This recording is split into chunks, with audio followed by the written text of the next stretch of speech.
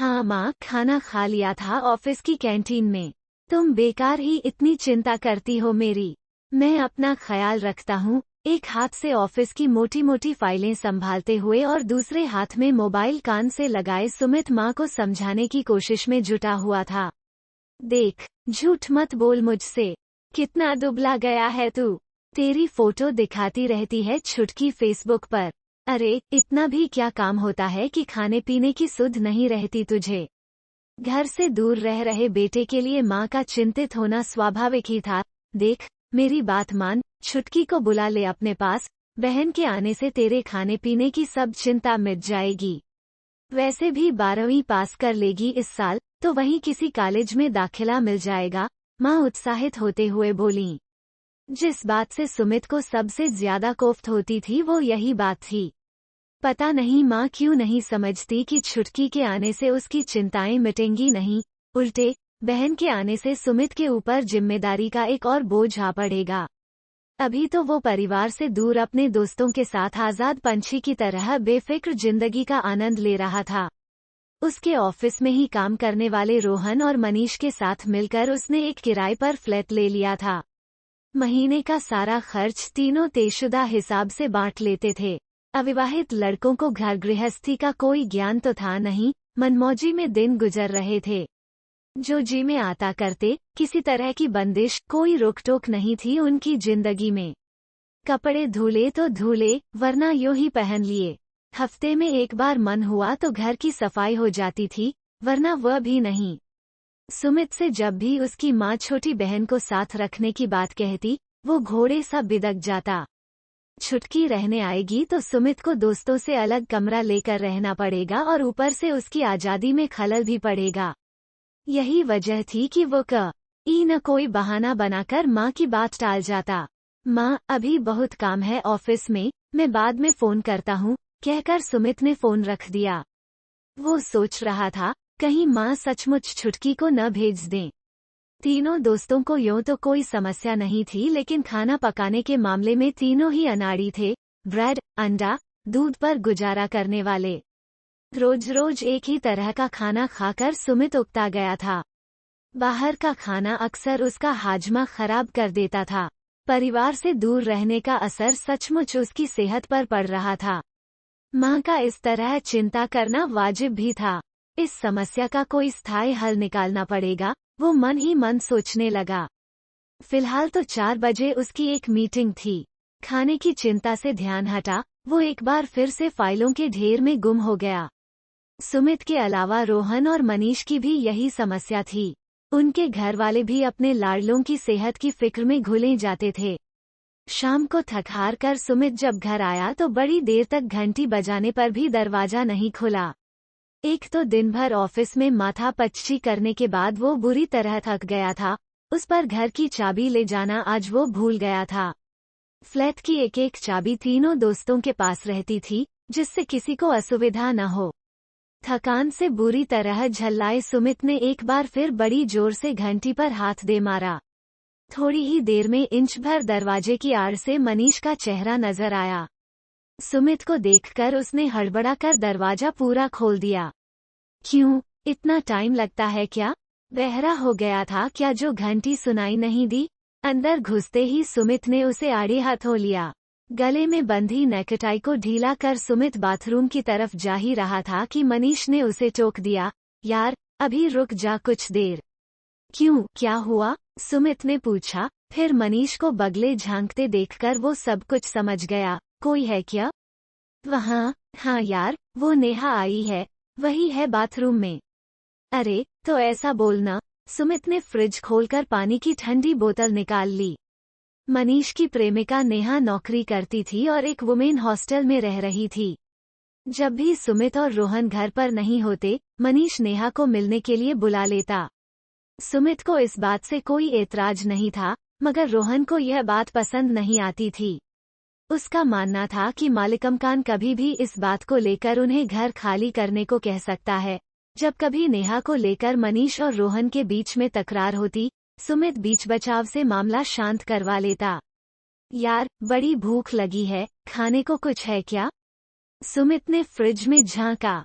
देख लो, सुबह की ब्रेड पड़ी होगी। नेहा के जाने के बाद मनीष आराम से सोफे पर पसरा टीवी देख रहा था। सुमित को जोरों की भूख लगी थी। इस वक्त उसे माँ के हाथ का बना गर्मागर्म खाना याद आने लगा। वो जब भी कॉलेज से भूखा प्यासा घर आता था, माँ उसकी पसंद का खाना बनाकर बड़े लाड़ से उसे खिलाती थीं। काश माँ यहाँ होती, मन ही मन वो सोचने लगा। बहुत हुआ, अब कुछ सोचना पड़ेगा, ऐसे काम नहीं चलने वाला, सुमित ने कहा तो मनीष बोला, मतलब? यार, खाने पीने की दिक्कत हो रही है, मैंने सोच लिया है किसी खाना बनाने वाले को रखते हैं, सुमित बोला। और उसको पगार भी तो देनी पड़ेगी? मनीष ने कहा। हाँ, तो दे देंगे न, आखिर कमा किस लिए रहे हैं। लेकिन हमें मिलेगा कहाँ कोई खाना बनाने वाला, मनीष ने कहा। मैं पता लगाता हूँ, सुमित ने जवाब दिया। दूसरे दिन सुबह जब सुमित काम पर जाने के लिए तैयार हो रहा, किसी ने दरवाजा खटखटाया। करीब 30-32 साल की मझोले कद की एक औरत दरवाजे पर खड़ी थी। सुमित के कुछ पूछने से पहले ही वो औरत बोल पड़ी, मुझे चौकीदार ने भेजा है, खाना बनाने का काम करती हूँ। ओह हाँ, मैं नहीं कीदार से बोला था, अंदर आ जाइए, सुमित उसे रास्ता देते हुए बोला और कमरे में रखी कुर्सी की तरफ बैठने का इशारा किया। कुछ झिझकते हुए वो औरत अंदर आई। गेहूं रंग की गठीले बदन वाली वो औरत नजरें चारों तरफ घुमाकर उस अस्तव्यस्त कमरे का बारीकी से मुआयना करने लगी। बेतरतीब पड़ी बिस्तर की चादर, कुर्सी की पीठ पर लटका गीला तौलिया, फर्श पर उल्टी सीधी पड़ी चप्पलें। हमें सुबह का नाश्ता और रात का खाना चाहिए। दिन में हम लोग ऑफिस में होते हैं, तो बाहर ही खा लेते हैं, सुमित ने उसका ध्यान खींचा। मनीष भी सुमित के पास आकर खड़ा हो गया। कितने लोगों का खाना बनेगा? औरत ने सुमित से पूछा। कुल मिलाकर 3 लोगों का, हमारा एक और दोस्त है, वो अभी घर पर नहीं है। औरत ने सुमित को महीने की पगार बताई और साथ ही यह भी कि वो एक पैसा भी कम नहीं लेगी। दोनों दोस्तों ने सवालिया निगाहों से एक दूसरे की तरफ देखा। पगार थोड़ी ज्यादा थी, मगर और चारा भी क्या था। हमें मंजूर है, सुमित ने कहा। आखिरकार खाने की परेशानी तो हल हो जाएगी। ठीक है, मैं कल से आ जाऊंगी, कहते हुए वो जाने के लिए उठी। आपने नाम नहीं बताया? सुमित ने उसे पीछे से आवाज दी। मेरा नाम ज्योति है, कुछ सकुचा कर उस औरत ने अपना नाम बताया और चली गई। दूसरे दिन सुबह जल्दी ही ज्योति आ गई थी। रसोई में जो कुछ भी पड़ा था, उससे उसने नाश्ता तैयार कर दिया। आज कई दिनों बाद सुमित और मनीष ने गरम नाश्ता खाया तो उन्हें मजा आ गया। रोहन अभी तक सो रहा था, तो उसका नाश्ता ज्योति ने ढक कर रख दिया था। भैयाजी, राशन की कुछ चीजें लानी पड़ेंगी। शाम का खाना कैसे बनेगा? रसोई में कुछ भी नहीं है, ज्योति दुपट्टे से हाथ पोंछते हुए सुमित से बोली। सुमित ने एक कागज पर वे सारी चीजें लिख लीं जो ज्योति ने बताई थीं। शाम को ऑफिस से लौटता हुआ वो ले आएगा। रोहन को अब तक इस सब के बारे में कुछ नहीं पता था। उसे जब पता चला तो उसने अपने हिस्से के पैसे देने से साफ इनकार कर दिया। बहुत ज्यादा पगार मांग रही है वो, इससे कम पैसों में तो हम आराम से बाहर खाना खा सकते हैं। रोहन, तुमको पता है कि बाहर का खाना खाने से मेरी तबीयत खराब हो जाती है। कुछ पैसे ज्यादा देने भी पड़ रहे तो क्या हुआ, सुविधा भी तो हमें ही होगी। हाँ, सुमित ठीक कह रहा है, घर के बने खाने की बात ही कुछ और है। सुबह के नाश्ते का स्वाद अभी तक मनीष की जबान पर था, लेकिन रोहन पर इन दलीलों का कोई असर नहीं पड़ा। वो जिद पर अड़ा रहा कि वो अपने हिस्से के पैसे नहीं देगा और अपने खाने का इंतजाम खुद कर लेगा। ठीक है, जैसी तुम्हारी मर्जी, सुमित बोला। उसे पता था रोहन अपने मन की करता है। थोड़े ही दिनों में ज्योति ने रसोई की बागडोर संभाल ली थी। ज्योति के हाथों के बने खाने में सुमित को माँ के हाथों का स्वाद महसूस होता था। ज्योति भी उनकी पसंद नापसंद का पूरा ध्यान रखती। अपने परिवार से दूर रह रहे इन लड़कों पर उसे एक तरह से ममता हो आती। अन्नपूर्णा की तरह अपने हाथों के जादू से उसने रसोई की काया ही पलट दी थी। कई बार ऑफिस की भागदौड़ से सुमित को फुर्सत नहीं मिल पाती तो वो अक्सर ज्योति को ही सब्जी वगैरह लाने के पैसे दे देता। जिन घरों में वो काम करती थी, उनमें से अधिकांश घरों की मालकिनें अव्वल दर्जे की कंजूस और शक्की थीं। नाप-तौल कर हर एक चीज का हिसाब रखकर उसे खाना पकाना होता था। सुमित या मनीष ज्योति से कभी किसी चीज का हिसाब नहीं पूछते थे। इस बात से उसके दिल में इन लड़कों के लिए एक स्नेह का भाव आ गया था।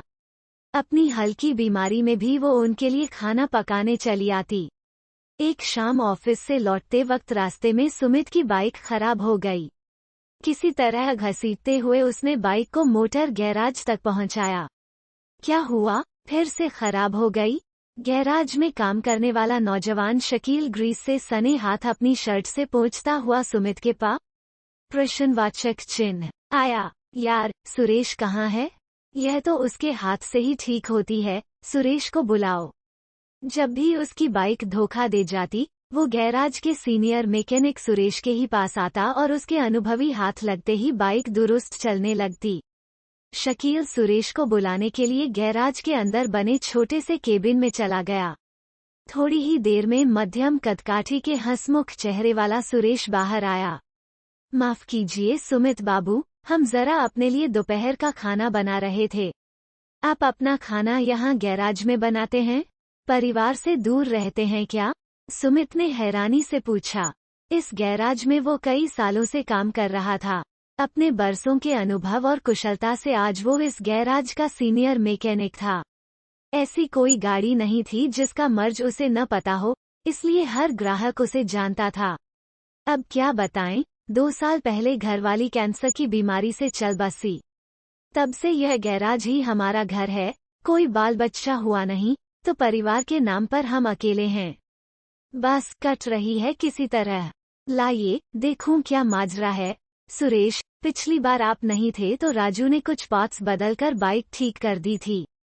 अब तो तुम्हें ही अपने हाथों का कमाल दिखाना पड़ेगा, सुमित बोला। सुरेश ने दाएं बाएं सब चेक किया, इंजन, कार्बोरेटर सब खंगाल डाला। चाबी घुमाकर बाइक स्टार्ट की तो घर्द की आवाज के साथ बाइक चालू हो गई। देखो भाई, ऐसा है सुमित बाबू, अब इसको तो बेच ही डालो। कई बरस चल चुकी है, अब कितना खींचोगे? अभी कुछ पार्ट्स भी बदलने पड़ेंगे। उसमें जितना पैसा खर्च करोगे उससे तो अच्छा है नई गाड़ी ले लो।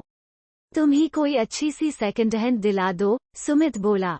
अरे यार, पुरानी से अच्छा है नई ले लो, सुरेश हंसते हुए बोला। बात तो तुम्हारी सही है, मगर थोड़ा बजट का चक्कर है। सुरेश कुछ सोचने की मुद्रा में बोला। कोई बात नहीं, बजट की चिंता मत करो। मेरा चचेरा भाई एक डीलर के पास काम करता है, उसको बोलकर कुछ डिस्काउंट दिलवा सकता हूँ, अगर आप कहो तो। सुमित खिल गया, कब से सोच रहा था नई बाइक लेने के लिए। कुछ डिस्काउंट के साथ नई बाइक मिल जाए, इससे बया क्या हो सकता था। उसने सुरेश का धन्यवाद किया और नई बाइक लेने का मन बना लिया। ठीक है सुरेश, मैं अगले ही महीने ले लूंगा नई गाड़ी। बस अब जरा डिस्काउंट अच्छा दिलवा देना। उसकी फिक्र मत करो सुमित बाबू, रहो। लगभग 45 वर्ष का सुरेश नेकदिल इंसान था। सुमित ने उसे सदा हंसते मुस्कुराते ही देखा था, मगर वो अपनी जिंदगी में एकदम अकेला है, इस बात का इल्म उसे आज ही हुआ। इधर कुछ दिनों से रोहन बहुत परेशान था। ऑफिस में उसके साथ हो रहे भेदभाव ने उसकी नींद उड़ा रखी थी। रोहन के वरिष्ठ मैनेजर ने रोहन के पद पर अपने किसी रिश्तेदार को रख लिया था और रोहन को दूसरा काम दे दिया गया जिसका न तो उसे खास अनुभव था न ही उसका मन उस काम में लग रहा था। अपने साथ हुई इस नाइंसाफी की शिकायत उसने बड़े अधिकारियों से की, लेकिन उसकी बातों को अनसुना कर दिया गया। न कारखाने में तूती की आवाज की तरह उसकी शिकायतें दब कर रह गई थीं। आखिरकार तंग आकर उसने नौकरी छोड़ दी। दूसरी नौकरी की तलाश में सुबह का निकला रोहन देर शाम ही घर लौट पाता था। उसका दिन भर दफ्तरों के चक्कर लगाने में गुजर जाता, मगर नई नौकरी मिलना आसान नहीं था। कहीं मनमुताबिक तनख्वाह नहीं मिल रही थी तो कहीं काम उसकी योग्यता के मुताबिक नहीं था। जिंदगी की कड़वी हकीकत जेब में पड़ी डिग्रियों को मुंह चिढ़ा रही थी। सुमित और मनीष ने रोहन की मदद करने के लिए अपने स्तर पर कोशिश की, मगर बात कहीं बन नहीं पा रही थी। एक के बाद एक इंटरव्यू दे देकर रोहन का सब्र जवाब देने लगा था। अपने भविष्य की चिंता में उसका शरीर सूख कर कांटा हो चला था। पास में जो कुछ जमा पूंजी थी वो भी कब तक टिकती। 2 महीने से तो वो अपने हिस्से का किराया भी नहीं दे पा रहा था। सुमित और मनीष उसकी स्थिति समझकर उसे कुछ कहते नहीं थे। मगर यूं भी कब तक चलता। सुबह का भूखा प्यासा रोहन एक दिन शाम को जब घर आया तो सारा बदन तप रहा था। उसके होंठ सूख रहे थे। उसे महसूस हुआ मानो शरीर में जान ही नहीं बची। ज्योति उसे कई दिनों से इस हालत में देख रही थी। इस वक्त वो शाम के खाने की तैयारी में जुटी थी। रोहन सुध-बुध भुलाकर मय जूट के बिस्तर पर निढाल पड़ गया। ज्योति ने पास जाकर उसका माथा छुआ। रोहन को बहुत तेज बुखार था। वो पानी लेकर आई। उसने रोहन को जरा सहारा देकर उठाया और पानी का गिलास उसके मुंह से लगाया। क्या हाल बना लिया है भैया आपने अपना? ज्योति, फ्रिज में दवाइयाँ रखी हैं, जरा मुझे ला कर दे दो, अस्फुट स्वर में रोहन ने कहा। दवाई खाकर रोहन फिर से लेट गया। सुबह से पेट में कुछ गया नहीं था, उसे उबकाई सी महसूस हुई। रोहन भैया, पहले कुछ खा लो, फिर सो जाना। हाथ में एक तश्तरी लिए ज्योति उसके पास आई। रोहन को तकिए के सहारे बिठाकर ज्योति ने उसे चम्मच से खिचड़ी खिलाई, बिल्कुल किसी माँ की तरह जैसे अपने बच्चों को खिलाती है। रोहन को अपनी माँ की याद आ गई। आज कई दिनों बाद उसी प्यार से किसी ने उसे खिलाया था। दूसरे दिन जब वो सोकर उठा तो उसकी तबीयत में सुधार था। बुखार अब उतर चुका था, लेकिन कमजोरी की वजह से उसे चलने फिरने में दिक्कत हो रही थी। सुमित और मनीष ने उसे कुछ दिन आराम करने की सलाह दी। साथ ही हौसला भी बंधाया कि वो अकेला नहीं है। ज्योति उसके लिए कभी दलिया तो कभी खिचड़ी पकाती और बड़े मनोहार से खिलाती। रोहन उसे अब दीदी बुलाने लगा था। दीदी, आपको देने के लिए मेरे पास पैसे नहीं हैं फिलहाल, मगर वादा करता हूँ नौकरी लगते ही आपका सारा पैसा चुका दूंगा, रोहन ने ज्योति से कहा। कैसी बातें कर रहे हो रोहन भैया, आप बस जल्दी से ठीक हो जाओ। मैं आपसे पैसे नहीं लूंगी, लेकिन मुझे इस तरह मुफ्त का खाने में शर्म आती है, रोहन उदास था। भैया, मेरी एक बेटी है 10 साल की, स्कूल जाती है।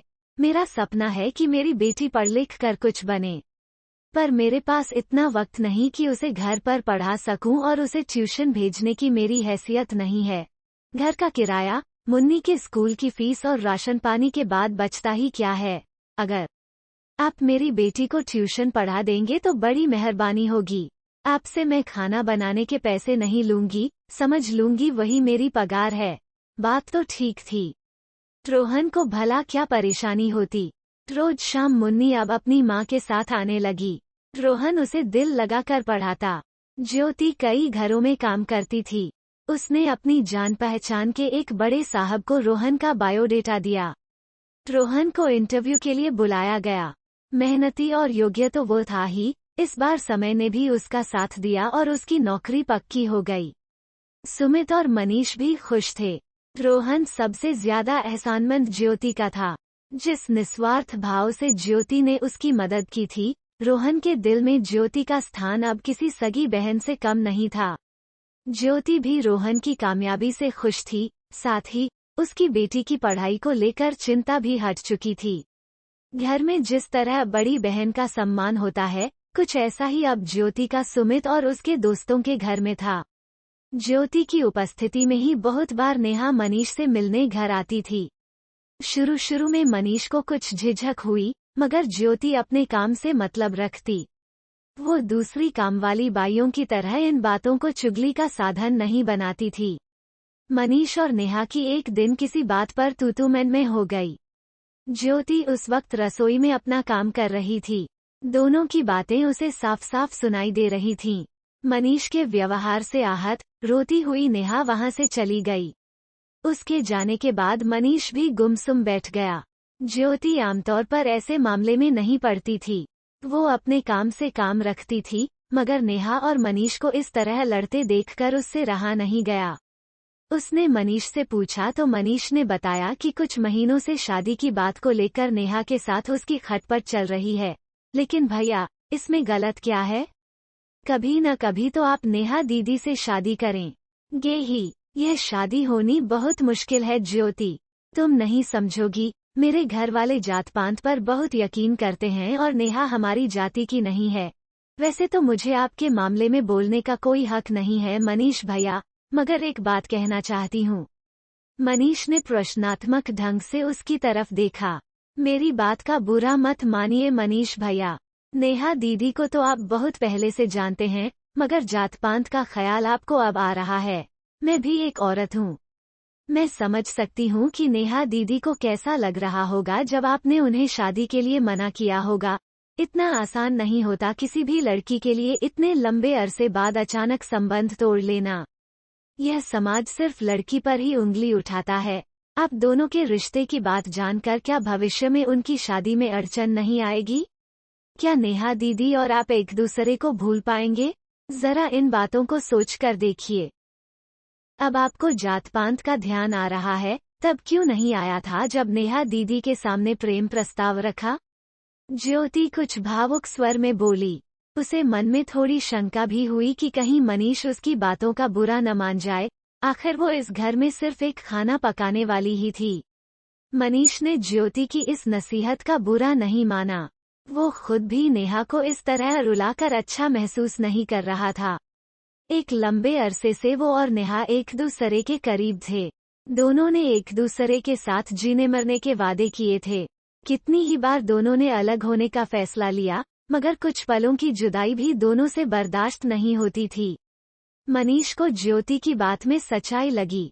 जात पात के ढकोसलों में आकर नेहा जैसी लड़की को खोना बहुत बड़ी बेवकूफ़ी थी, जो उसे टूट कर चाहती थी और हर हाल में उसका साथ देने को तैयार थी।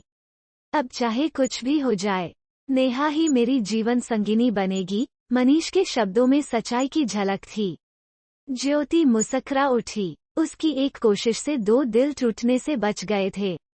उसी दिन नेहा से माफी मांगकर मनीष ने उससे शादी का वादा किया। रही बात घरवालों की, तो उन्हें भी किसी तरह मानना होगा और वो उन्हें राजी करके रहेगा। रक्षाबंधन से ठीक एक दिन पहले सुमित के लिए उसकी छोटी बहन की राखी आई थी। रोहन और मनीष की कोई बहन नहीं थी, तो इस दिन उन दोनों की कलाई सूनी रह जाती थी। नहा धोकर नया कुर्ता पजामा पहनकर सुमित ने उल्लास से लिफाफा खोलकर राखी निकाली। ज्योति से उसने छुटकी की भेजी राखी अपनी कलाई में बंधवा ली। एक राखी ज्योति ने भी उसे अपनी ओर से बांध दी। रोहन मनीष के साथ बैठा मैच देख रहा था। हाथ में राखी के दो चमकीले धागे लिए ज्योति आई। भैया, मैं आप दोनों के लिए भी राखी लाई हूँ।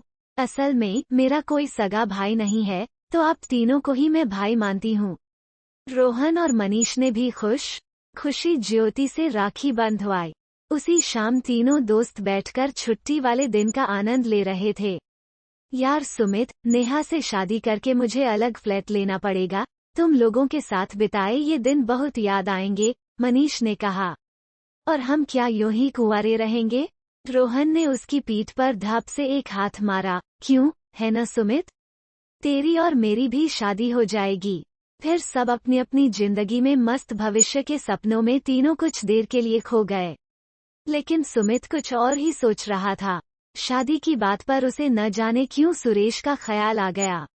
इतने अच्छे स्वभाव वाला सुरेश अपने निजी जीवन में निपट अकेला था। यार, मैं सोच रहा हूँ किसी का घर बसाना अच्छा काम है। मेरी जान पहचान में एक सुरेश है, वही गैराज वाला। सुमित ने रोहन की तरफ देखा। रोहन सुरेश को जानता था। अगर कोई सलीकेदार महिला सुरेश की जिंदगी में आ जाए तो कितना अच्छा हो। सही कहा तुमने, बहुत भला है बेचारा, रोहन समर्थन में बोला। कुछ देर खामोशी छाए रही। शायद अपने अपने तरीके से सब सोच रहे थे। एक बहुत नेक औरत है मेरी नज़र में, तभी तपाक से रोहन बोला। कौन? मनीष और सुमित ने एक साथ पूछा। हमारी ज्योति दीदी। और कौन? दोनों ने रोहन को अजीब सी नजरों से घूरा। यार, ऐसे क्यों देख रहे हो? कुछ गलत थोड़े ही बोला मैंने। एक चोरुचक्के को भी जिंदगी में दूसरा मौका मिल जाता है, तो फिर एक विधवा क्यों दूसरी शादी नहीं कर सकती? औरत को भी दूसरी शादी करने का उतना ही हक है जितना मर्द को। और फिर मुन्नी के बारे में सोचो। इतनी छोटी सी उम्र में पिता का साया सिर से उठ गया। आखिर उसको भी तो एक पिता का प्यार मिलना चाहिए कि नहीं? बोलो, क्या कहते हो? रोहन की बात 100% सच थी। ज्योति कम उम्र में ही विधवा हो गई थी। उसे पूरा अधिकार था कि वो किसी के साथ एक नया जीवन शुरू कर सके, जो उसका और उसकी बेटी का सहारा बन सके। उसके जैसी व्यवहारक, कुशल और भली औरत किसी का भी घर संवार सकती थी।